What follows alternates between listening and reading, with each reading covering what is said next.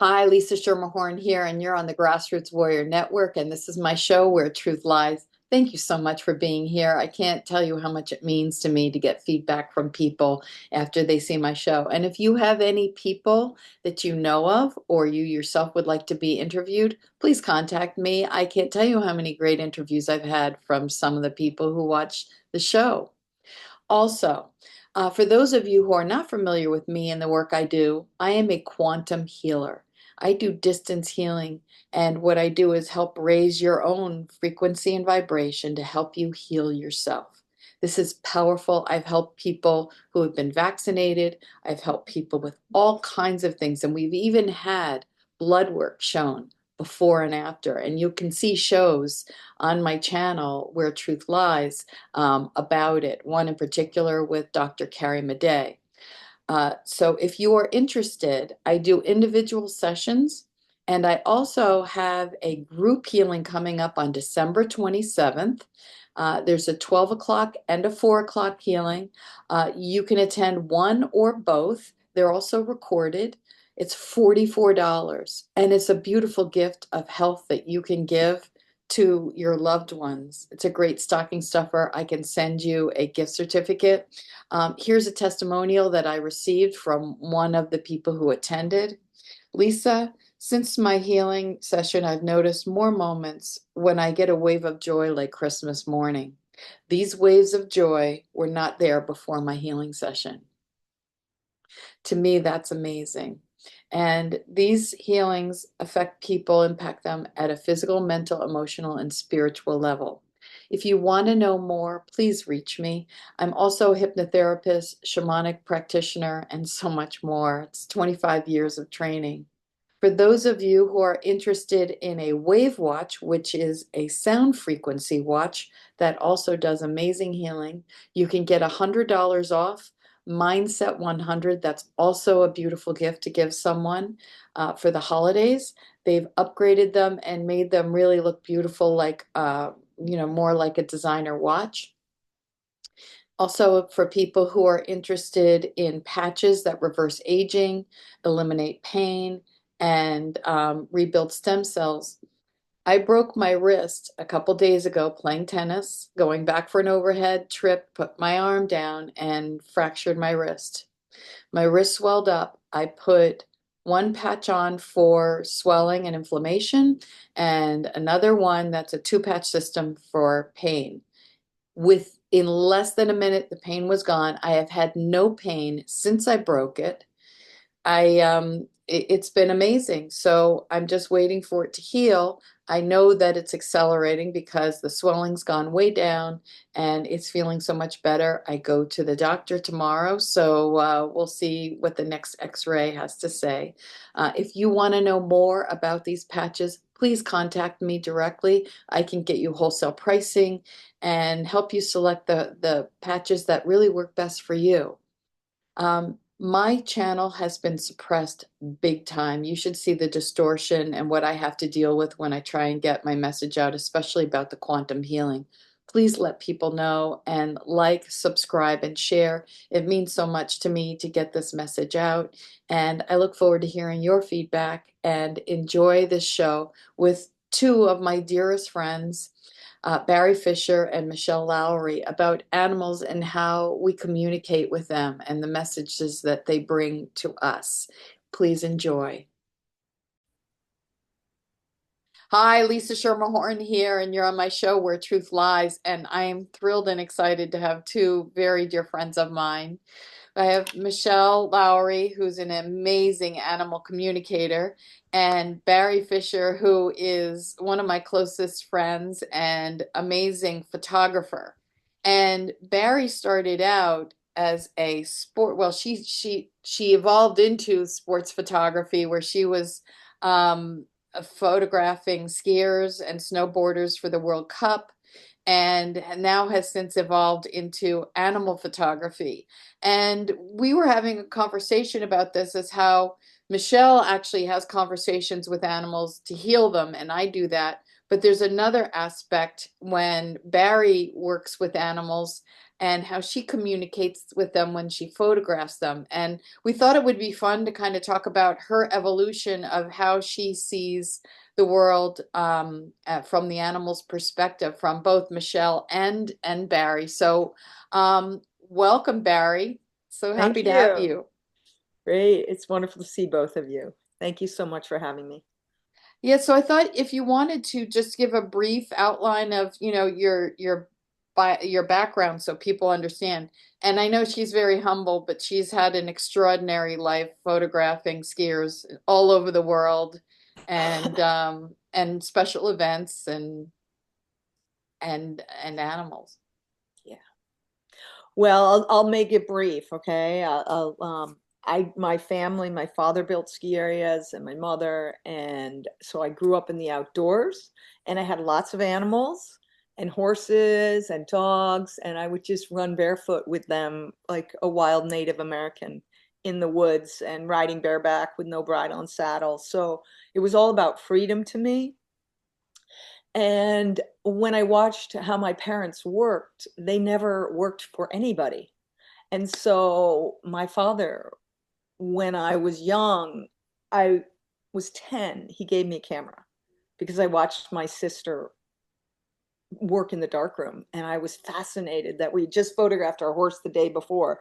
I mean, everything's digital now, so you have to take yourself back to the 60s, 70s. And you had little dark rooms and you had chemicals where you're inhaling all this terrible powder and putting your hands in the chemicals. So it's a whole different ball of wax now. But back then, when you saw a photo a day later or a few days or 2 days later, it was amazing. So I started with black and white color photography and went all the way through all the mediums. And my father, when he gave me that camera at 10 years old, I was just beside myself. I pulled the camera to my face. I smelled the leather. I twisted the lens. And I looked at him and I said, "Oh my gosh, Dad, I'm going to photograph this. I'm never going to put this down. I'm going to photograph World Cup ski racing around the world. And I am going to," because I was a big ski racer and a big skier. And it was just like a dream come true that I had this tool now that I could make money with. And not only it wasn't the money, it was like the joy. But then when it became, as I got older and I went to art school, was like, well, of course I'm going to be a photographer, you know? So I learned silk screen, etho, litho, textile, pottery, drawing, life drawing.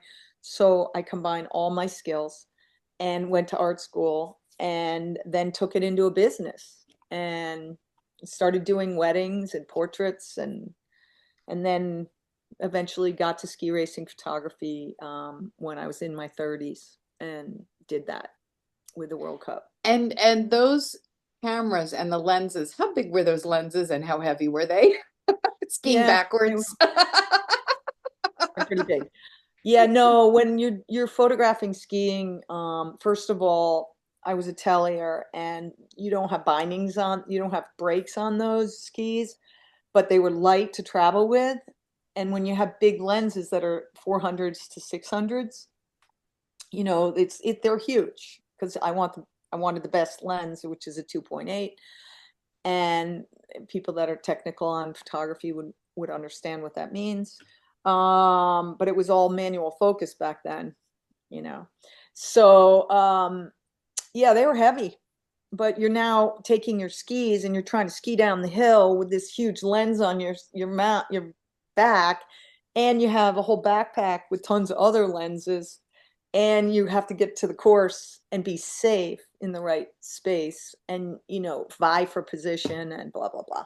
So Any close calls on the ski? Because I mean, skiers get out of control. They hit ice and then they're oh gone. yeah, well, it's like a sheet of ice. If you take a glass and go like this with your finger, that's what it's like skiing down the Hahnenkamm in Kitzbühel. It's like a sheet of ice. That's how they water it and they salt it so it's really fast. That's why racers go 90 miles an hour on it. That's why it doesn't look it on TV, but believe me, when you're skiing on that thing, forget it. No, and I'm going fast down because you have to get to the bottom to photograph all the people that won. If you don't get down there, then you job. It's your job. So you have to know how to ski. And you know how to have the photos. So I combine my two loves, and I'm all about play and freedom. So I've been very fortunate. And like I said, I never saw mom and dad work for anybody. So why would I work for anybody? So So, Michelle, I don't know if you have any questions for Barrie around yet.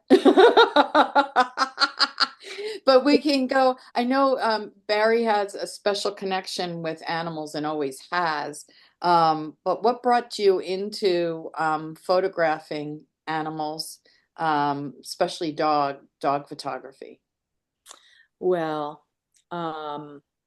growing up in the lifestyle that I did and communicating with my horse and my dogs. I had English setters and labs growing up, and we would just go for walks in the woods, and we just talk about the trees and what was going on, and we just had our own little dialogue. They were my buddies because I lived in the kind of in the middle of nowhere. My father built Catamount Ski Area in Jiminy Peak. They were in 1939. They were close to New York. So, but yet I lived in a valley and nobody was really around, which I personally thought was great. Except my mom was a New Yorker, so we had tons of people around because she had lots of friends. So there's a difference between the way Michelle communicates with animals and then the way Barrie communicates with animals. And I'd love for the two of you to kind of distinguish about your own relationships because I think for the average person, everyone feels like it has to be done a certain way. And if it isn't done the way Michelle does it, where Michelle is a healer, well, she'll be communicating and the animals will actually tell her what the animals need, and Barrie's really looking to connect at emotions. And not saying that Michelle doesn't, but I'd love, Michelle, if you want to talk a little bit about how you connect to animals and what that experience is like, and then we can talk about that compared to Barrie.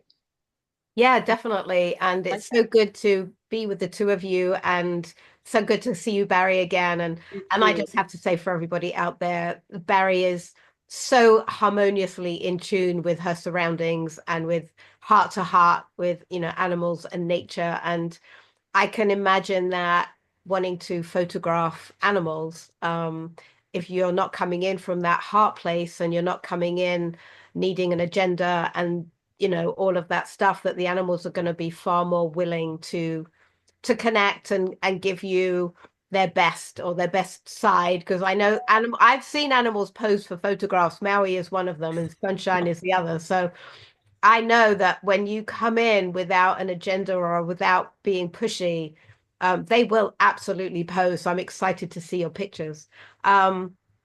So for me, my animal communication really has developed over the last 25 years, with every animal teaching me something that I didn't know before. And that's how I've developed it. I come in from any one of my senses. So in the very beginning, it was feel and it was knowing. And then it would develop into vision, it would develop into audio, seeing things. And then ultimately it's developed into being able to see inside the body and also being able to see spirit. So it's developed over time, but honestly, I've had to get out of the way, have no expectation, trust everything that I see or feel. And I'm the bridge. I now say I'm bridging the gap. So that's where I come from. And people generally will come to me for any number of reasons, whether it's behavior, whether it's trauma, whether it's physical stuff, unresolved issues.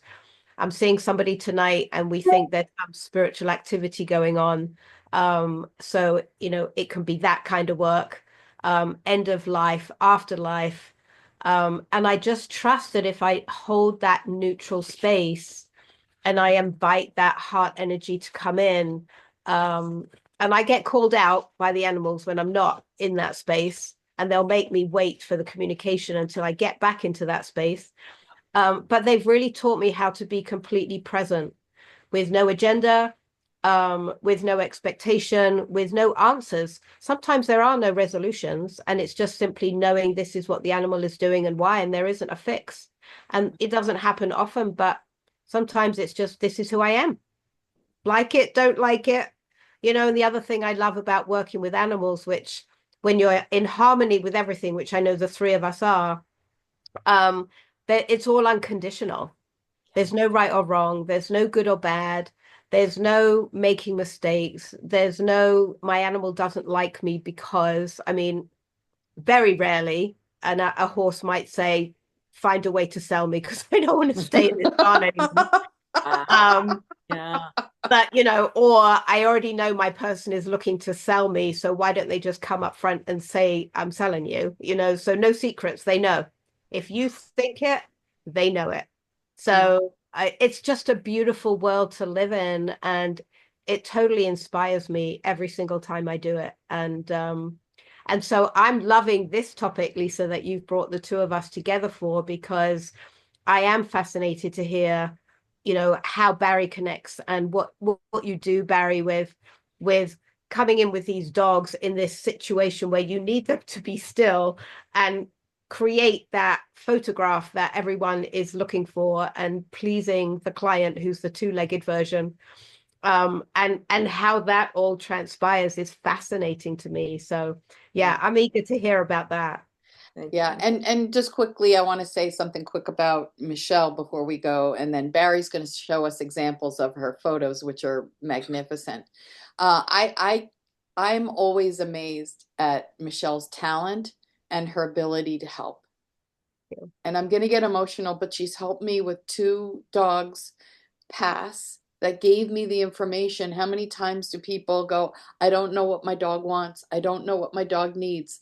And I had 2 very different experiences. I had one dog that did not believe that she was sick and was not going to let me put her down. And the other one was, you know what? I don't want to wait until I'm really sick.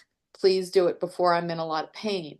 And so each individual animal has its own experience. So you can't, it's like raising children. It's like each child has its own ideals. And even I have my son's dogs here for, a couple days for the holidays. And Michele said to me, they don't know why they're here. They don't know why you're here. It's like, I was like, duh, I need to let them know that this is temporary, that you can sit and talk to your dogs and your animals and let them know this is a temporary situation. I'm coming back. Otherwise, they're confused. They have no idea why. And it's telepathy. It's like tune into your animal and let them know. And Barrie has that unique special ability to tune into the animal she works with. So she's also going to talk about, she also did during COVID, she did this Awakening Love project that was amazing. I did. That was really special. Have you finished, Lise? Yeah. Okay. Wonderful to hear about you, Michele, and of course I know a lot, but it's just so beautiful how I love that we have this. I think we need to do something with this.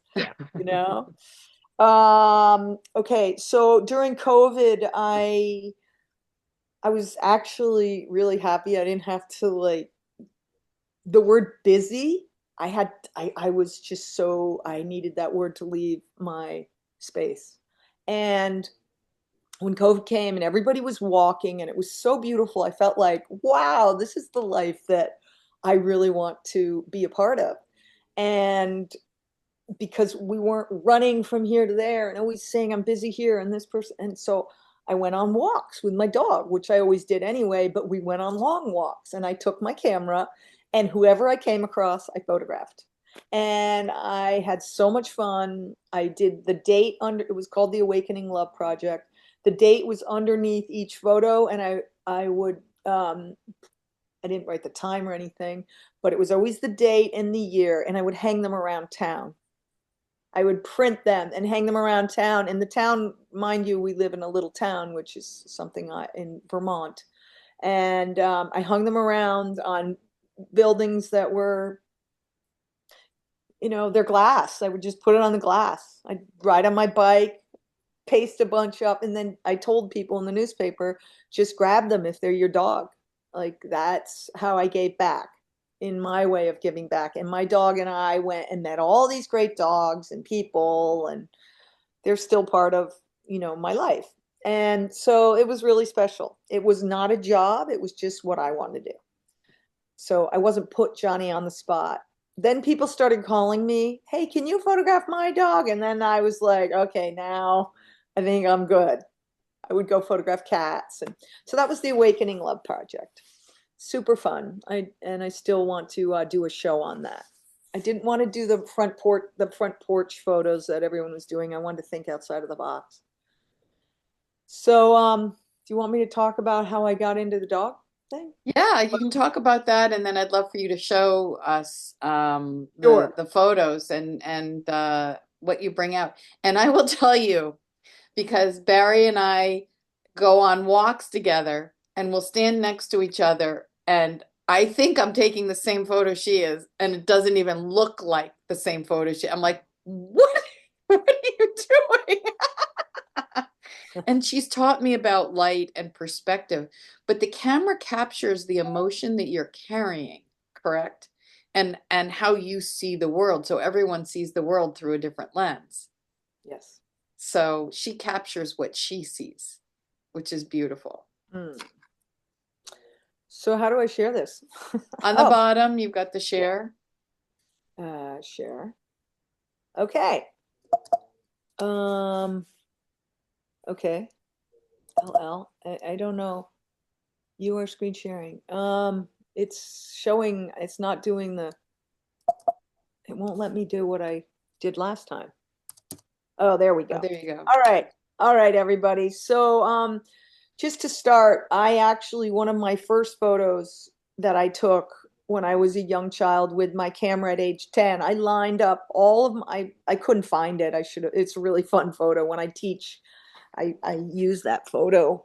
And what I did was I lined all my animals up and in an arc.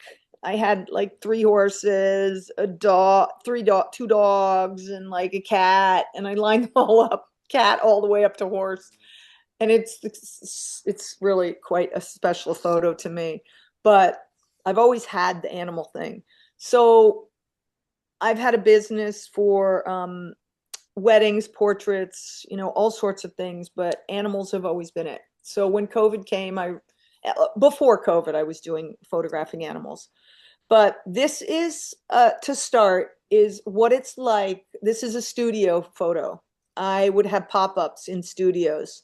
And this was a pop-up studio. And when you're trying to get the dog's attention, these are 3 different people that brought their dogs and they all wanted them photographed together. And I love this shot because it just tells you so much about life and about, everybody wanting to hear you can't have 3 people talking to their dogs. That doesn't work. But I had to take this because you could see they were bribing them with treats, it's classic to me. And the dogs are like, huh?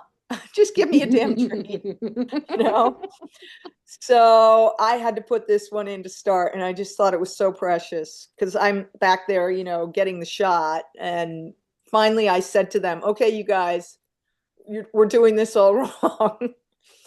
Okay, but that was their first reaction, and they didn't know that I communicate with the dogs. So that's photo number 1.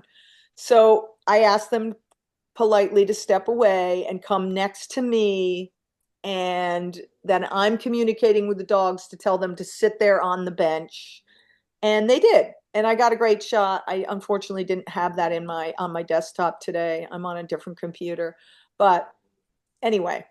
And here's a photo. I do other work with images. This is 2 dogs that were at my friend's house, actually. And I love this because they were on a grungy rug and, there was a window behind the dogs. So I can do a lot to really, I've already got the emotion of the dogs, but I can do a lot afterwards to clean up an image. And we'll talk about that.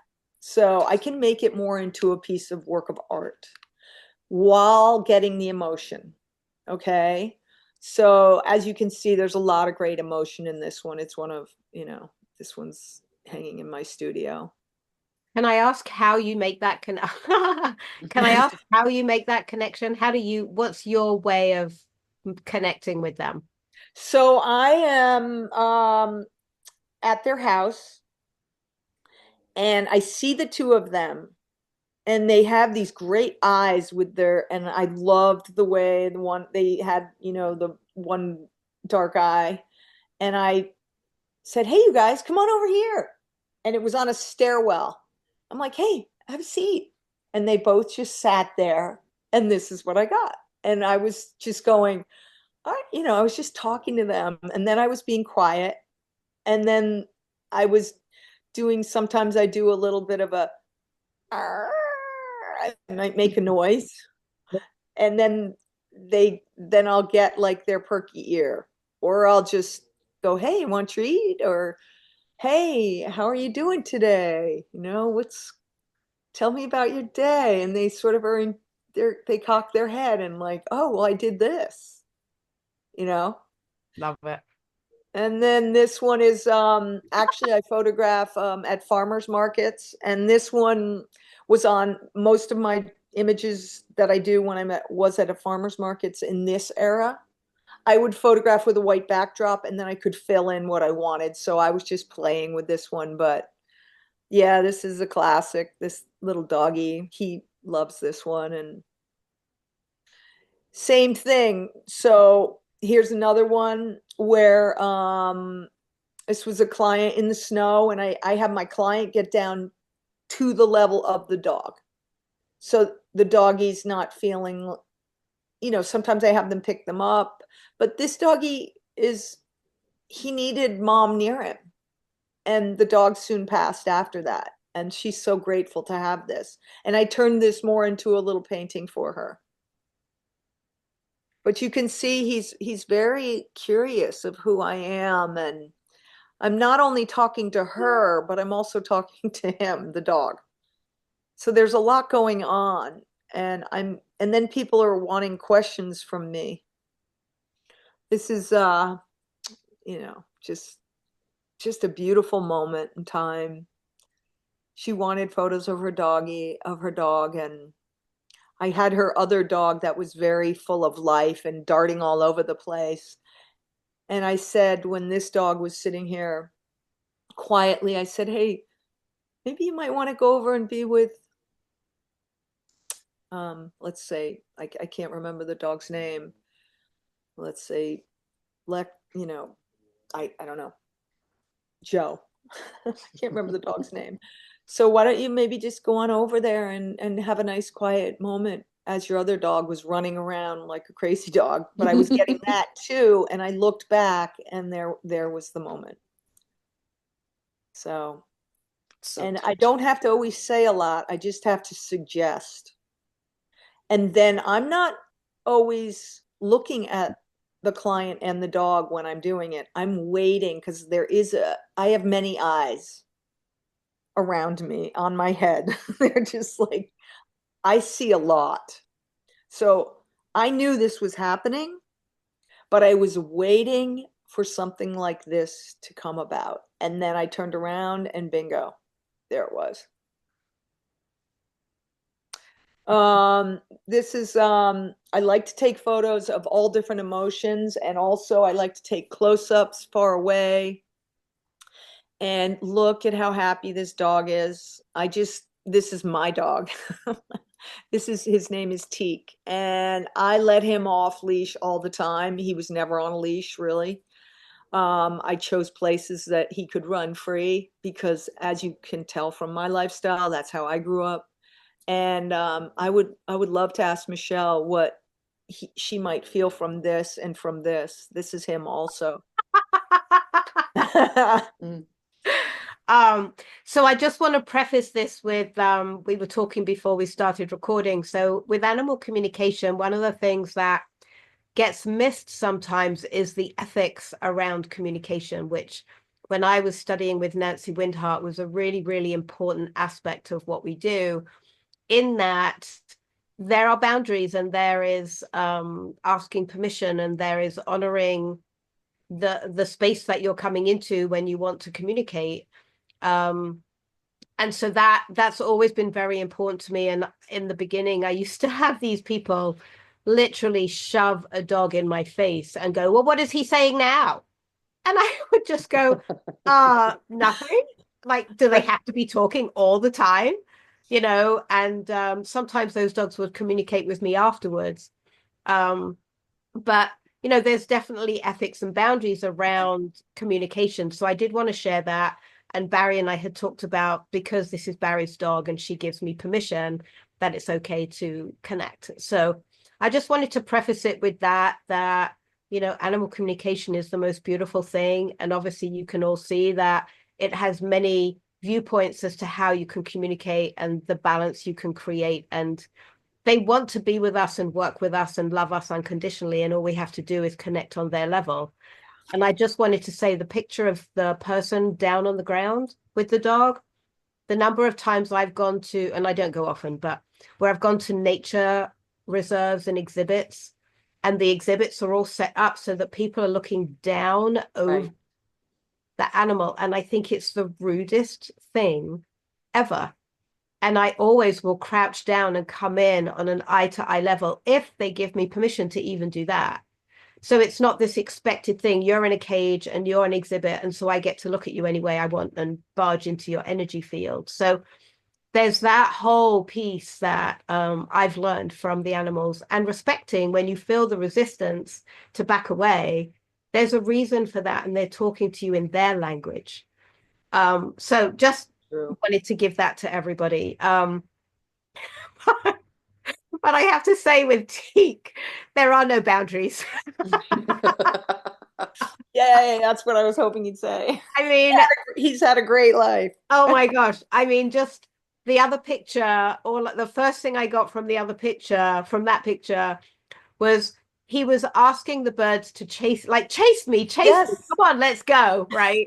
Because everything's moving in that same direction, and there's like this kind of slight energetic look back to go, no, come this way, let's go and play together. And I see that, yeah. There's no limit to, even though you're airborne and I'm earthborne, you know, how we can interact together. So that was the first thing I saw there. And absolutely, there's nothing more spectacular than a dog running free and just enjoying the nature that they're so connected to. So I love the fact that, and I'm the same way, I'm very freedom oriented. So I love the fact that you've done it. And this to me. So how did you end up getting this picture? And then I'll share. Well, I had him, we had a field that we spent a lot of time in, which is probably about, I don't know, 30 acres. And he ran in that every day. And this was him out in the field. And I pretty much photographed him every day. And just the pure joy, I just was letting him do his thing. Yeah. And I was with my long lenses, and plus knowing about the moment, I got it. Right. I've had ones with him with animals in his mouth running towards me and doing the same. I mean, just so happy to show me. I mean, he had his head, in the holes, and I would just be on the way perimeter. I just never worried about him because I knew he could take care of himself. I was brought up that way. If you're responsible, you can take care of yourself. You know, good at, and he had it. That's why I chose him. Well, you both had it, and that's why it worked. When I met him, I pulled him up to he was like 2-3 weeks old, and I put him right here, and he rolled over on his back, and he spread all his legs and feet out for like 20 minutes. I held him like that. I said, "This is my dog. He trusts me. I trust him. And I wanted 3 colors, but it's our dog. We don't own them. He's who resonates with me. Yes, we're not owners, and we're not parents, and we're not any of those labels that we like to give things to create an environment that we think is what we need, and it's not what they need. It puts way, way too much pressure on them. Yes. So what I love about this picture is, one, there's no limit, there's no boundary. Life has no ceiling, no floor, no sides, like out of the box, right? Completely out of the box. And his whole body is open and free, you know, from the tip of his tongue all the way down to the end of his tail. It's this vast freedom. And what a great reminder for us, because I feel when you were talking about the busier we get, the more confined we become, and we actually close in and we close off and we shut down, because the busy does that. It stops us expanding into our intuition and into our heart. And this is a great reminder of just like, let it all go, let it all loose, let it all be free. And in that moment, the inspiration of the guidance or whatever it is you're wanting is going to come through. It can't come through when you're busy, it's blocked. And so, you know, to wake up to this picture every morning would be an amazing way to start your day, because it's literally, this is how I'm going into my day. Open, free, no agenda, loving the moment, being out in nature. And I have to say, I really honor you, Barrie, because that moment that you're talking about for photography is for everything. And also that moment can be a split second. Yep. So you have to be really, really present with nothing else going on to even know or see that moment. Mm-hmm. And that's what we're all striving for, is that moment, and having that moment then become moments, you know, and longer periods in our existence, in our life. And you just totally captured. I mean, that's just the best picture I think I've ever seen for just instant laughter and joy and love. He is definitely was all of that and above. And he was a total couch potato too. I think that's because you tired him out. Well, no, I think we both had the same kind of energy. We go. Yeah. Anyway, thank you for that. I appreciate that. And I really, your skills are amazing. And I really, wow. So I'm going to just go on if you don't mind, Lise. Yeah. No, go right ahead. Okay. So Tiki, my pride and joy. I have had a lot of dogs, but he was the first one that I chose in my world to, like, really, as I was, you know, getting older and wanting to be calmer and not run around the world and do things. I just was so happy to have such a pal that got me, and vice versa. So the next one is just to show when I was doing the Awakening Love, just wonderful moments. And this was another part of the Awakening Love series where I could have zoomed right in on the dog and his moment, but I loved the path that he's forging, and that his mom and dad are around, but he's also off leash, which was really neat. Like another dog off leash in Vermont. I love it. And there's moments like this that this is a little dog that came from Puerto Rico during the Awakening Love Project. And I looked around after doing all these really wonderful photos of him, and I saw his little hair flipped up. And I mean, it's precious moments in time. And I just feel so lucky that my profession brought me to be able to see things like this. And I see it all day long. Everything I do in life, I see moments that I'm so grateful. It's just, it overwhelms me sometimes. I started a new thing where I was taking photos for people when I got a studio. Okay, here, let me see. I got a studio 3 years ago, and it's a beautiful space. And I started it out as a gallery, but I realized, I'm not a gallery type. I'm not very good at the 9 to 5, and I never was, actually.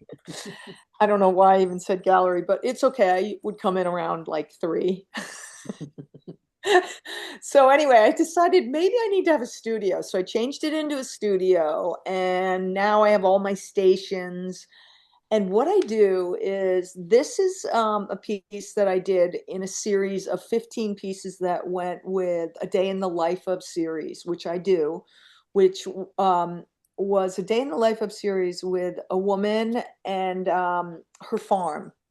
And this is one of her dogs. This was printed 24 by 24, and there were 15 pieces of all different sizes that went together. I don't have that image here. And then they went in her husband's office behind him. So when his corporate friends would come in, or the people he didn't know would come and sit at his desk, it was the day in the life of his life, which was wonderful because they're not talking about the bullhorns, the money thing up that photo that's over everyone's corporate, no offense, but there's a lot of that bullhorn photo that's over a lot of desks. This was more, believe me, that was no offense. This was more of a heart-centered piece that goes behind someone's desk. Do you know what I mean? So I'm trying to bring heart to the corporate world. Well, it creates connection, so you And get it to know creates people at a heart level and the person, and brings humanity in instead of just about money.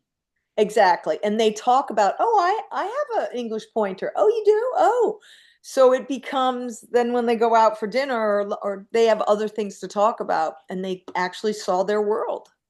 So it's kind of a neat thing that I do with people, and they're all on panel boards, and they're a real substantial install. Yeah. So I do those things. But as you can see, I took this beautiful pointer, and he was running in the snow, and I dropped him out, and I added a background. Now, this is another dog that I can relate with because I actually had a German pointer, and this is a pointer. And they love to run, and capturing that, once again, that moment in time where his foot, and he was so focused on his mom, where his mom was. So then what I was doing is taking them and putting them in different backdrops. So here's at my studio, little kids were looking at him. It's a 36 by 36, this one. And then I like to talk about how I photograph not only just dogs, I photograph cows. So here's another moment. I'm talking with this cow, and I wait until his friend, and I move my body so I can see his friend in the background. Now, mind you, there were telephone poles and all sorts of things around this, but I clean it up and turn it into a work of art. This little pig came to visit me. I have photos of him at the farmer. This was all at the farmer's market. So I'm chatting with the pig while he's talking to the cow, and then there's the cow one, and then here's the goat one. And now, just to go back, is that the goat that was being walked on a leash? Yes. And This I is a saw funny him in story. town. And I saw him in town, and I asked if the goat could come into my studio, and I have all these great photos of the goats looking at the artwork and all sorts of things. So what I do, this is what I'm doing now, along with straight photography and day in the life of series with people with their animals on walks and in their home and with their children, because I have a real extensive list of photographing with children too, and weddings and things like that. And to me, there is no word specialized in photography for me, because I feel, except real estate, I did that too, but that's more specialized. It's a feeling, and it's a feeling with the animal. It's a feeling with how you put the piece of art together. And I don't really like that word specialized in photography, because if you're good at it, you're good at it in everything, because it's that. I'm sorry to interrupt, but I have my son's French bulldogs that just walked into the room, and one of them snoring really loud. So if you hear, I don't actually have pigs in my room. I actually have 2 dogs breathing. I don't hear them. Okay, good, because they're loud in here. Can't hear them. Okay. So anyway, what I do is I have now where I'm talking with clients about different backdrops, and I will get into that. I have the series in a wrong, the series is a little bit off. Anyway, so I added this backdrop, but I'll talk about that. Can I add something? Yeah. So what you're capturing, if anyone doubts communication and the animals are able to communicate, your pictures, for me, undoubtedly tell you that they're talking. Good. I'm glad. Whether Good. they're talking, whether you feel what that image is giving, or whether you hear a word, or whether you sense something, there is no way that that animal is not communicating. Oh yeah, no, No. I was looking deep in his eyes and Yeah. his little mouth and this Yeah. little wonderful, yeah, he was a character. And he had his buddy right there with him, and his buddy kept trying to headbutt him. I'm like, those beautiful eyes, don't get hurt. Yeah. So this I had a series, I had a show in Vieques, Puerto Rico with a whole horse thing that was happening with a bunch of artists. And so I was coming up with ideas, and this was at a ranch that I was doing some work at. And I turned this image into, because I had the vision before I took it and I knew why I was taking it. Okay. The horse is doing his thing with his rider, and he doesn't know I'm there the same. He knows I'm there. Of course he does. But I'm communicating knowing the look I want. And this is what I turned it into. So I took it from that and turned it into what I grew up as, which this is called Freedom Rider. And I knew that I wanted the motion with the fiery look. So that is by taking off all of that gear, but I knew the look, and that is so much, that feeling right there is what, once again, Tiki running in the field is, this horse is doing its thing, but it's all shackled. So I wanted him not shackled. I wanted, by the way you squeeze your legs on a horse and the way you communicate that way, and the way sometimes when I was a kid, I had a little pony, and when I would put a bridle on him, we'd be darting down the road and he'd go like this, and I'd fly over him, and I'd have the reins between me and then jump right back on. And then sometimes I'd just ride him without a bridle, because this was a lot easier. You just grab their mane and swim in the river, on the pond, and so there's a lot of going on. Then, I can take it steps further and just start to create more. I used to work down in the horse world in Wellington. In Wellington, Florida. But I kind of I like magical. This hurts a bit though. I always feel for the horses and how they come down on their little hooves in those Grand Prix and stuff. It really makes me, it kind of hurts sometimes. So I'm curious, because Wellington, for people who don't know, is a big place where people come from all over the world.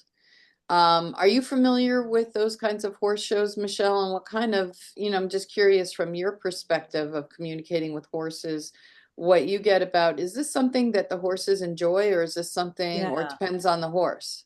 Thank you. I always. Yeah, so I lived in Ocala for 3 years, and that's a huge horse community where in the winter I think it triples in size, because everyone comes down for the warmer weather, the competition, the ability to continue training. And Wellington is on the other coast, and it's the same thing. It's real high end. These horses are athletes to the nth degree. They travel the country. There's a whole circuit around the country that they do every year, and I over time have actually had to stop going. Yes, that's me too. Me too. Because when I look at this picture, I see discomfort, I see no communication, and actually scientifically shown, I think now these days, is that positioning of the head actually inhibits their breathing. Yeah. Everything in their mouth with the. Yeah. And so you're not actually working in this way. You're not actually working in harmony with the horse, because there's a point at which the horse is now in discomfort. And so they are going to back off because they can't breathe in order to, and then, do whatever's next. And then when I go to these shows, I spend my whole time watching the communication between the rider and the horse, because that's where I come from. Yes. Gold medal, no gold medal, first, second, third. for me, it's the communication level and the contact between the two.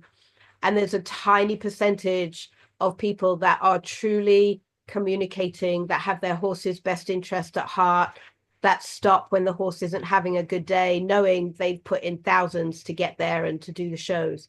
And if the horse isn't having a good day, those people that will pull out rather than take the risk of having an accident. But there's a huge diversity of that level of agenda, of ego. Ego is huge in the horse community. I had to get out. And so I've had to I don't know how much time we have for me to tell a story, but You have time. Okay. So I was at an event many years ago, and it was a horse event, and I was a vendor there, and I was developing my skills. And I was watching this guy who was a natural horseman, is what he was labeling himself as. And he was showing people how to load a horse onto a trailer, because that is one of the key things that people have a problem with, is getting the horses on a trailer. My question is always, why do you not want to get on? Rather than you have to get on because in 10 minutes you're going to be in a show and we have to get there. And he was demonstrating the natural horsemanship way of getting this horse on the trailer. And the horse wouldn't get on. Right. And I'm watching, and now I'm already feeling myself getting anxious and getting wound up, and I just want to scream out at the top of my voice. Anyway, I'm watching, and instead of backing off and giving the horse some space to figure it out and have an opportunity to see what's going on, he started getting pushy. And as soon as you do that, that's not natural horsemanship. Mm-hmm. I don't care what level of training you do. Once you push something that's being resisted, you know, there's accidents can happen, and you're going to damage a horse emotionally, certainly. Anyway, so this horse was not getting on this trailer. And so rather than screaming across the field, which is what I wanted to do, and say, you know, who do you think you are? This is not any level of natural horsemanship. And how are all of you people watching this thinking that this is okay? I didn't do any of that, because that would have done no good whatsoever. I went into the horse and I telepathically communicated with the horse. And I said, look, I said, none of this aggression is going to stop until you get on the trailer. So if you can just give it up, just get on the trailer so he gets what he wants, all of this push and all of this angst is going to stop. And then that will be the end of it. And he did. The horse just suddenly switched up, got on the trailer. All of that pressure stopped. You know, the guy's ego is probably twice as big now because he got the horse on the trailer, but it doesn't matter. It was about helping this horse. And afterwards, I went up and I had a few words with them, and they weren't very appreciative. But I had to say something. Yeah. So, you know, when you're passionate, you get to that point where you're not going to be mean and cruel to people, but there is something to be said, and you hope that some level of that will be heard. And if it's not heard by the human, it will be honored and heard by the animal. Right. So that's what I get out of that picture. Thank you for doing that. Well, the whole juxtaposition between that one and this one, you know, that's yeah, totally. It's just, it hurts. Like I said, it hurts. So I added sparkles around it to you know, do something. And so anyway, and these are like photos of ranching, you know, Wyoming. My niece was a wrangler in Wyoming, and I just getting up early and photographing. That stuff, I love it. And wonderful little scenes. I call him Star. Wonderful little scenes when I'm driving around, and just loving life, and having my camera and listening to my music, or my Lisa Schermerhorn and Michele, you know, podcasts. I can just enjoy life. And like I said, take that word busy out. So I want to talk about how, and Michele, thank you for sharing that. That was really good.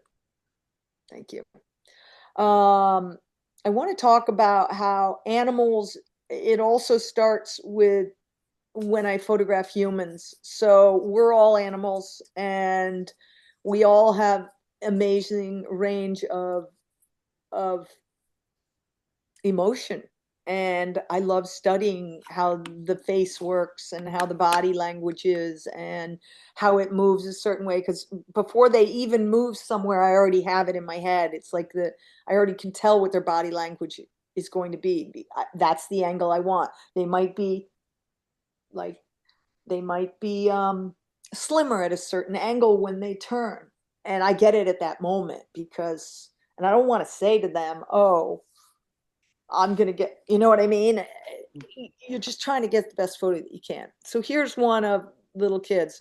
The bigger brother, the little brother, I love how he just reached over and held him, and the other one. And this is so their personalities, and animals have the same thing. So I just want to run through quickly these to show you what human emotion and animal emotion is about.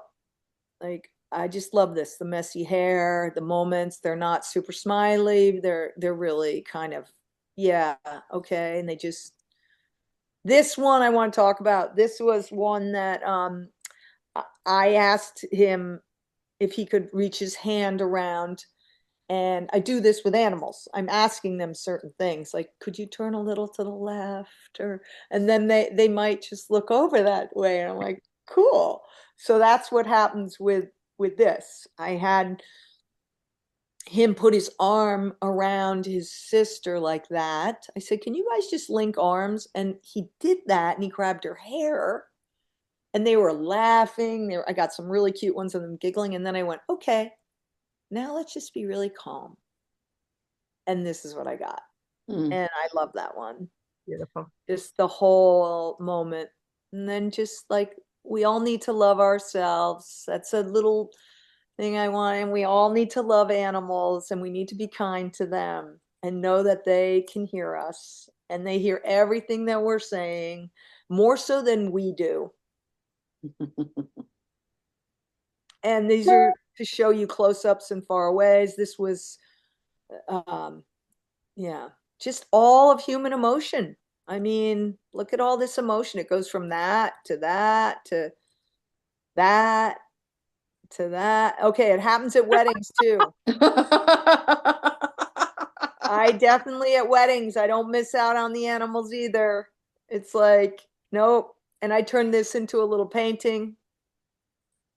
And this is to show you a straight photo of a dog, okay? Taking a straight photo. And then I started doing this, where I take the dog, I take a photo of it. Okay, I know it's not a good photo, but I already know what I can do after, because this is part of it. I want to show you like all the goops in his eye. Most dogs have collars on, okay?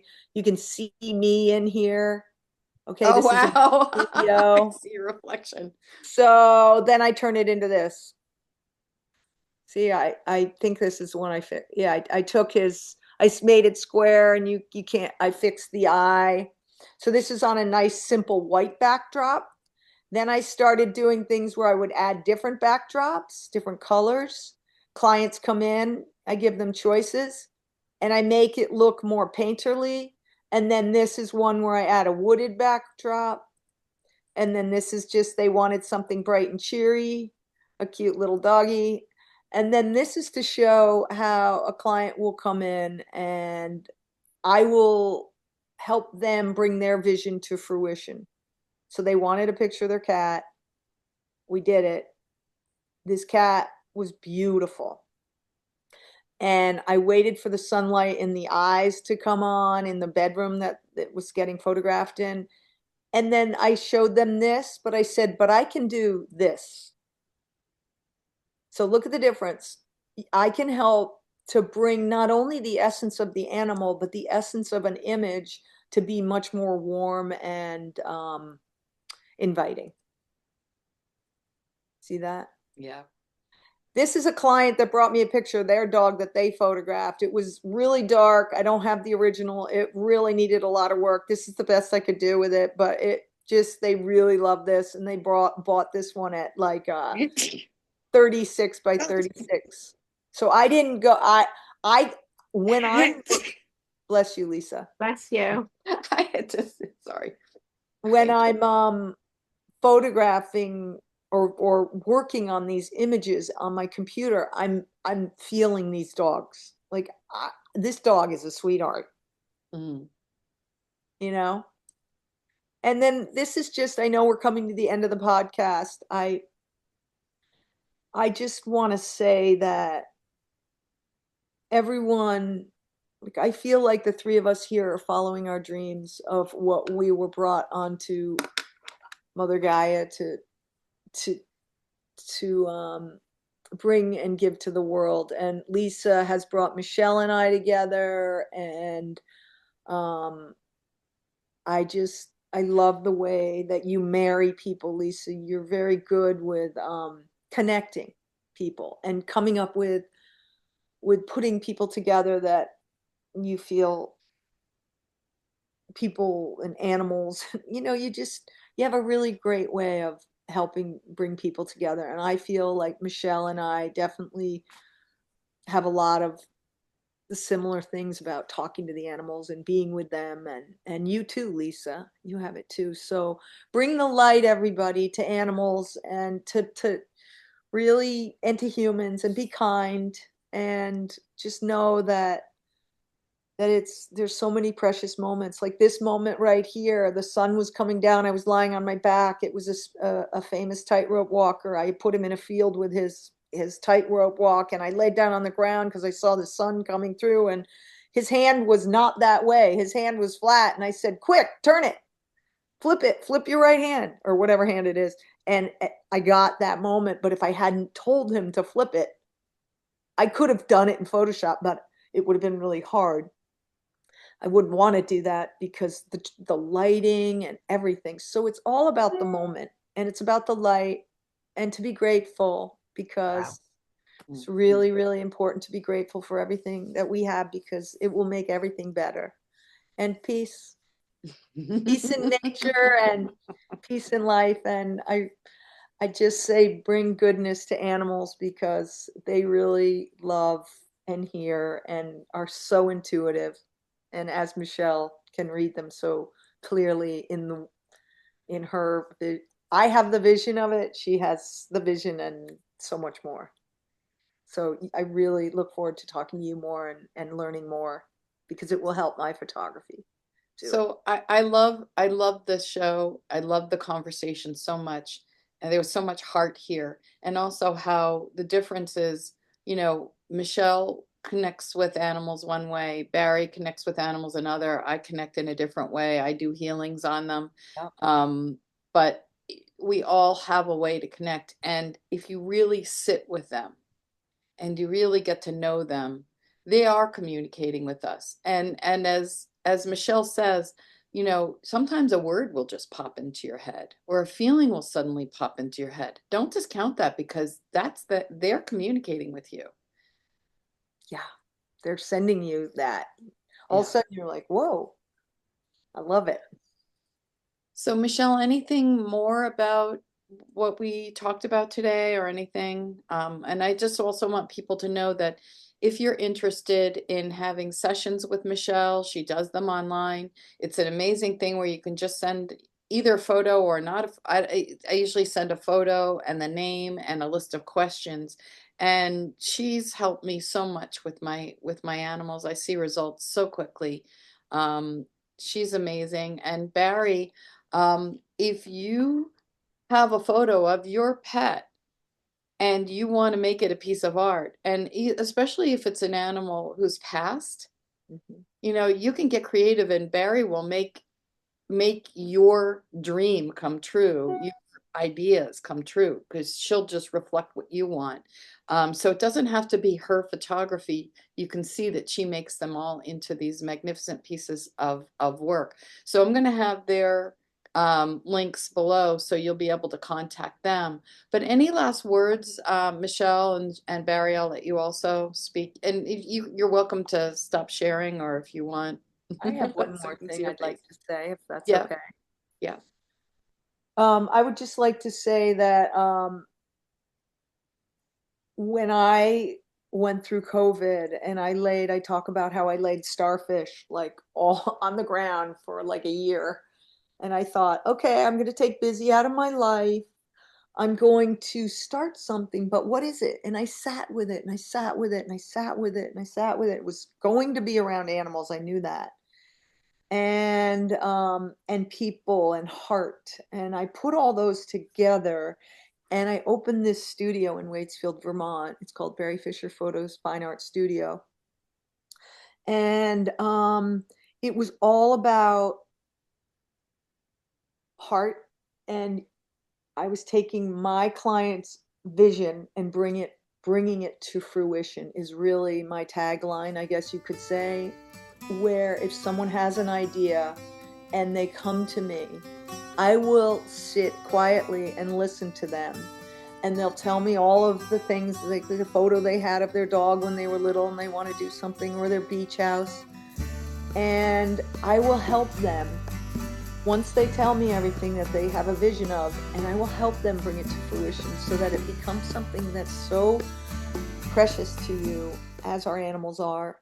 And you can have that as a work of art for, generations to come. I do it where it's not with glass on the outside where you frame it. I do it where it's all protected.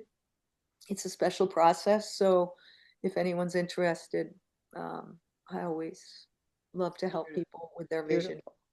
And Michele, thank you, Barrie. And Michele, any final words? Yeah, I mean, I always have final words, don't I, Lisa? I feel that Barrie and I are doing the same work. We're just coming in from a different place. And I feel that my mission and my passion is to show people that we were all born with the innate gift of communicating with everything, nature, with animals, with wildlife, with everything. And when we can step out of the matrix of crazy and we can step into the harmony of earth and nature and our animals and be present, even for that one moment that Barrie takes that picture, when you have that one moment of, oh my God, or wow, or ooh, and it just completely fills your heart with the vision that you're looking at or the feeling that you just got, that is who we innately are. And that is who the animals already are. And so what they bring to us is for us to remember that that's who we are. And the rest of it is what's been created over time. And if you're resisting that present moment, that's where you go and see Lisa. Yeah, exactly.